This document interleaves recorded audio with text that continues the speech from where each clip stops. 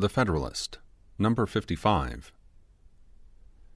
The number of which the House of Representatives is to consist forms another and a very interesting point of view under which this branch of the federal legislature may be contemplated.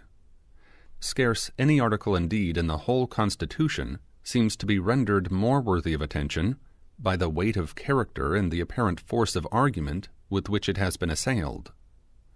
The charges exhibited against it are, first, that so small a number of representatives will be an unsafe depositary of the public interests; secondly, that they will not possess a proper knowledge of the local circumstances of their numerous constituents; thirdly, that they will be taken from that class of citizens which will sympathize least with the feelings of the mass of the people, and be most likely to aim at a permanent elevation of the few on the depression of the many; fourthly, that defective as the number will be in the first instance, it will be more and more disproportionate by the increase of the people, and the obstacles which will prevent a correspondent increase of the representatives. In general, it may be remarked on this subject that no political problem is less susceptible of a precise solution than that which relates to the number most convenient for a representative legislature. Nor is there any point on which the policy of the several states is more at variance, whether we compare their legislative assemblies directly with each other, or consider the proportions which they respectively bear to the number of their constituents. Passing over the difference between the smallest and largest states, as Delaware, whose most numerous branch consists of 21 representatives, and Massachusetts, where it amounts to between 300 and 400, a very considerable difference is observable among states nearly equal in population. The number of representatives in Pennsylvania is not more than 1/5 of that in the state last mentioned. New York, whose population is to that of South Carolina as 6 to 5, has little more than 1/3 of the number of representatives.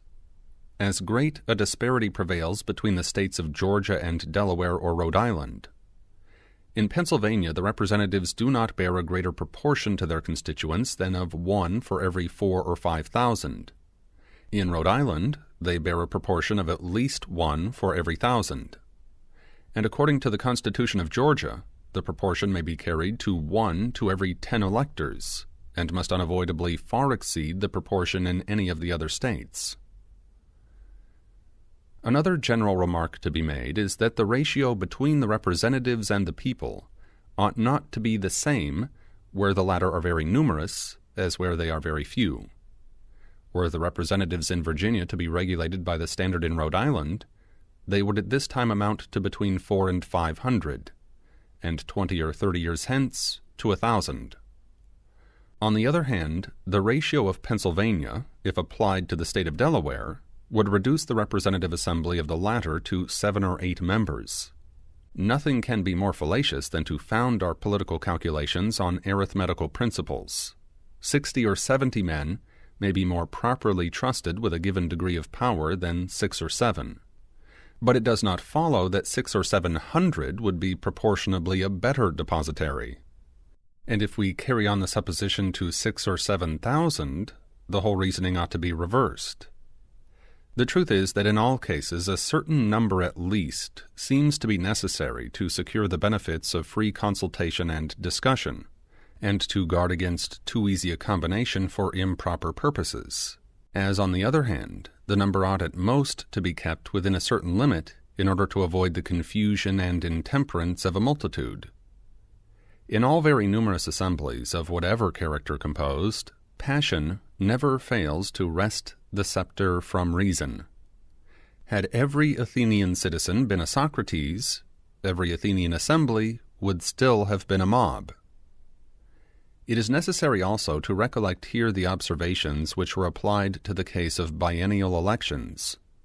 For the same reason that the limited powers of the Congress and the control of the state legislatures justify less frequent elections than the public safety might otherwise require, the members of the Congress need be less numerous than if they possessed the whole power of legislation, and were under no other than the ordinary restraints of other legislative bodies. With these general ideas in our mind, Let us weigh the objections which have been stated against the number of members proposed for the House of Representatives. It is said in the first place that so small a number cannot be safely trusted with so much power. The number of which this branch of the legislature is to consist, at the outset of the government, will be 65. Within 3 years a census is to be taken, when the number may be augmented to 1 for every 30,000 inhabitants, and within every successive period of 10 years the census is to be renewed, and augmentations may continue to be made under the above limitation. It will not be thought an extravagant conjecture that the first census will, at the rate of 1 for every 30,000, raise the number of representatives to at least 100. Estimating the Negroes in the proportion of 3/5, it can scarcely be doubted that the population of the United States will by that time, if it does not already, amount to 3 millions. At the expiration of 25 years, according to the computed rate of increase, the number of representatives will amount to 200, and of 50 years to 400. This is a number which I presume will put an end to all fears arising from the smallness of the body. I take for granted here what I shall in answering the fourth objection hereafter show, that the number of representatives will be augmented from time to time in the manner provided by the Constitution. On a contrary supposition, I should admit the objection to have a very great weight indeed. The true question to be decided then is, whether the smallness of the number, as a temporary regulation, be dangerous to the public liberty.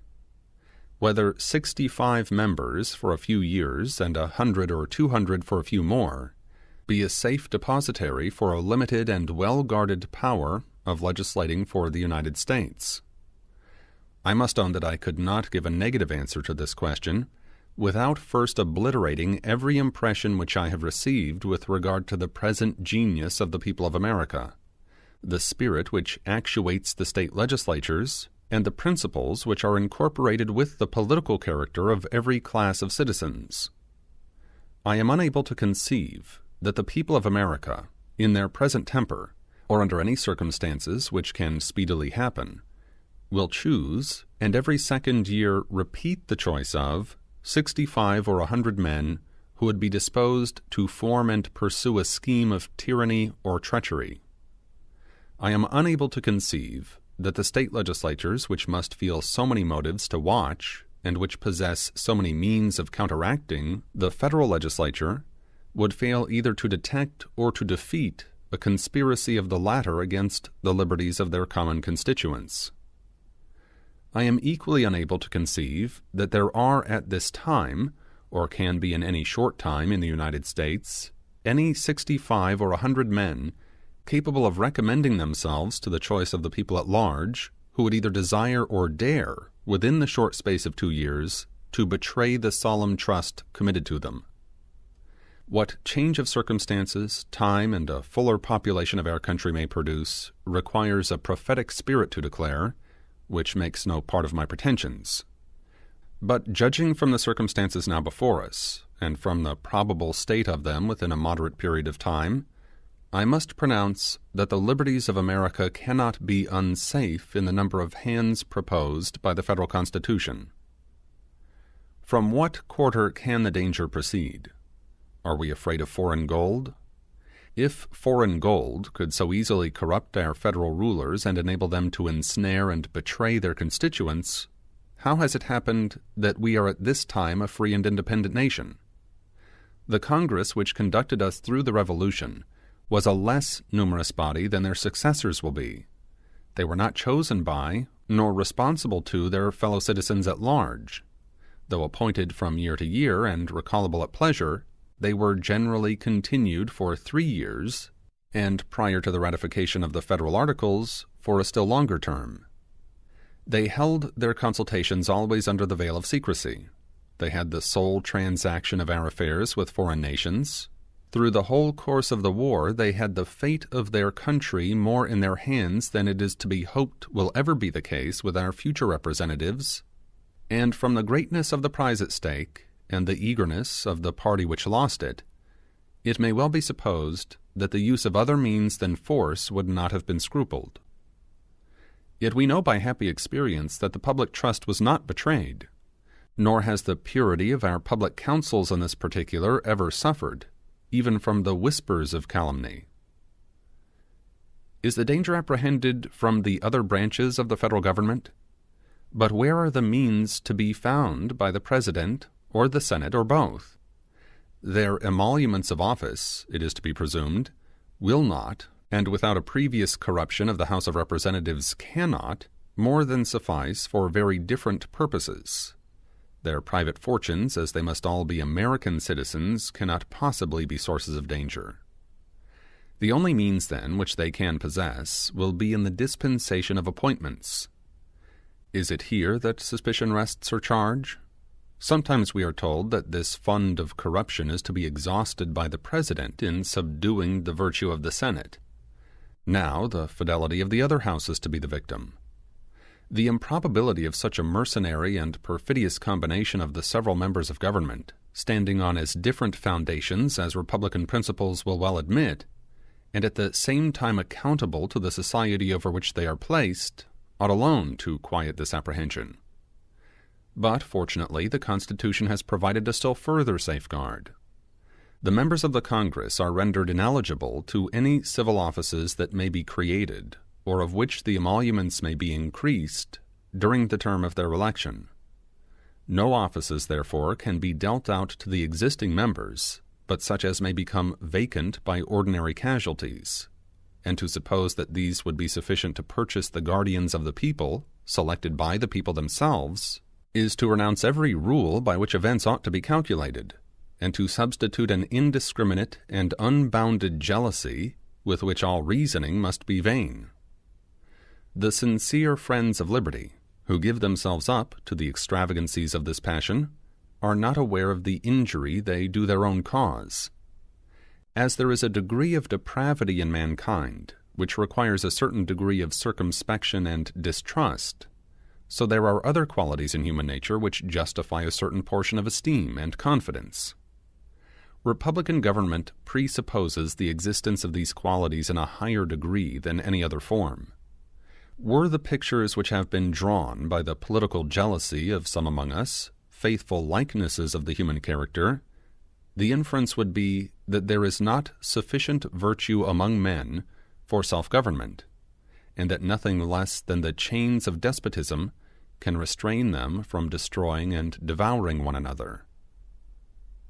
Publius.